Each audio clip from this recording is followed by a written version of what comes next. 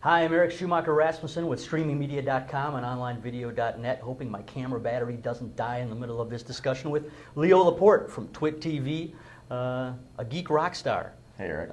In fact, Adam Carolla was joking. He said, you know he's an actual rock star. Well, but he was saying, things have changed when someone comes into the room and walks right past Adam Laporte or Adam Carolla and says, "Oh, Leo Laporte's here." Poor Adam. That's where we're at right now. That's the kind of crowd we got here, and you really are very much a tech celebrity in terms of what you've done with Twit TV, both your show and other people's shows. But your background is in radio, yeah, right? And you still do the radio show. I do still do the radio show. Yeah. How has that affected or had an impact on what you're doing today? Are there lessons and things you've learned there? Oh, hell yeah. I mean, well, first of all, I've been doing radio since 1976, right. so that's my trade. That's my craft. I'm a journeyman radio guy from way back, and in fact, I often think that the people, I started doing TV in the early 90s, and I think that a lot of people who went from radio to TV had an advantage because radio is such an intimate medium, and it's constrained. You don't have the visuals, so you really have to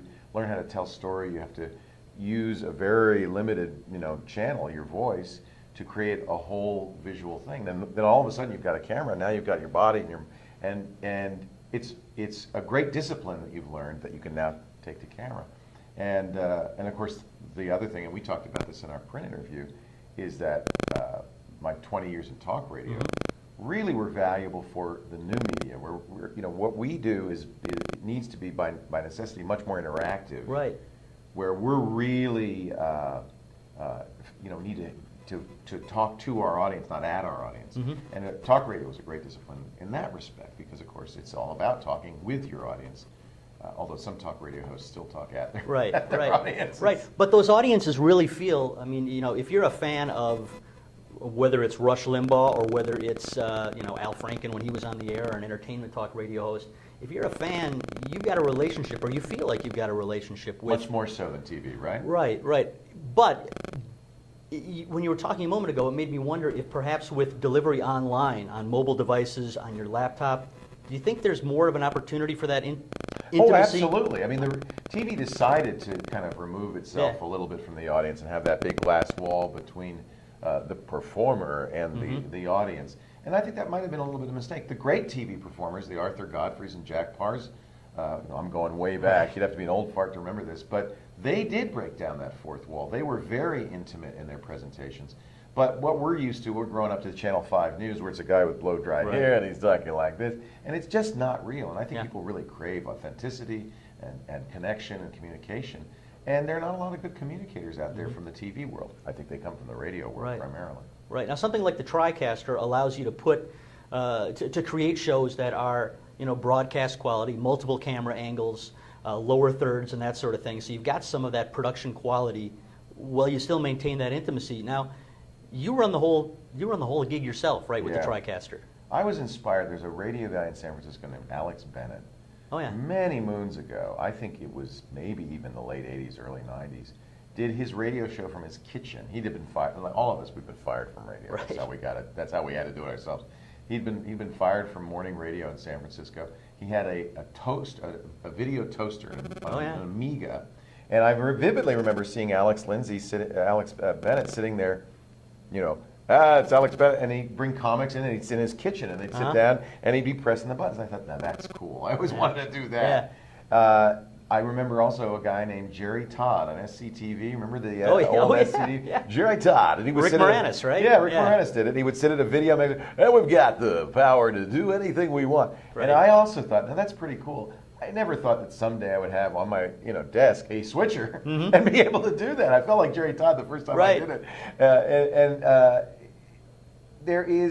It comes from radio. There's a form of radio called combo. In the old days, you'd have an engineer, you'd sit across the glass from the engineer, and you'd have a microphone, and you'd talk. And most people who, from my generation, stations couldn't afford that. So you would run your own board and do the whole thing. It was called combo operation. And I just got used to that. I love the idea of controlling the whole thing. I remember doing TV when, in a regular TV station, you've got camera operators, you've got a floor director, you've got a technical director, a regular director, you've got a Chiron operator, you've got a shader, you've got tape rooms, you've got people upstairs in the satellite. You've got 22, I counted it once, 22 people who do this TV show. And it kind of distances you a little bit from the audience and what you're doing. You really have to work hard to break through that barrier. There's all these people out there doing all these jobs, distracting you and stuff. So I love the idea of taking all those 22 people, putting them into this box, the TriCaster, and being able to do it all myself. I don't have to tell the director, come on, get it. I don't have to think, get a shot of this, get a shot of this. Right. If I want a shot of that, I press the button, and there I have a shot of it. Right. So the power, the sense of control, the sense of fluidity, the sense of direct drive communication with your audience, you can't, I mean, not everybody's going to be able or want to do this themselves, but for me, it was just liberating. It was a wonderful feeling. Right. And you were saying when we talked a couple of weeks ago that you're able to train other hosts in just a couple of hours to do exactly what you're doing. Yeah, some of my hosts want the old, sure. I'm an engineer and I'm the announcer, and so we put them in a chair there. And but I have now in my staff, we've got, believe it or not, we're here at NAB, we're the official streaming partner of NAB. We're broadcasting 6 hours a day from the show floor live. I feel like there's a lot of attention from broadcast professionals. Don't tell him, the guy doing the switching is an intern.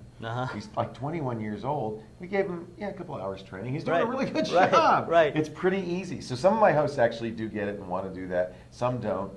We have 3 or 4 people we've trained in the Twit Cottage in our studios to be able to do this. It isn't hard. It isn't hard. Right. What's neat, now we just got the 850, and Alex, this intern, has been using the TriCaster broadcast. He says, you could do all this stuff with the 850. He says, don't worry, I won't do it during this show, but I can't wait to learn it. So there's even more, and it's a creative act for them. Yeah, absolutely. They feel like artists, they're part of the show. Terrific. Well, thanks, Leo. Your battery didn't die. No, it didn't. I hope. Be sure to check out the Broadcast Mind session with Leo and Adam Carolla and the NBA and St. John's University, which is also going to be available on demand on streamingmedia.com. Thanks. Thanks, Eric.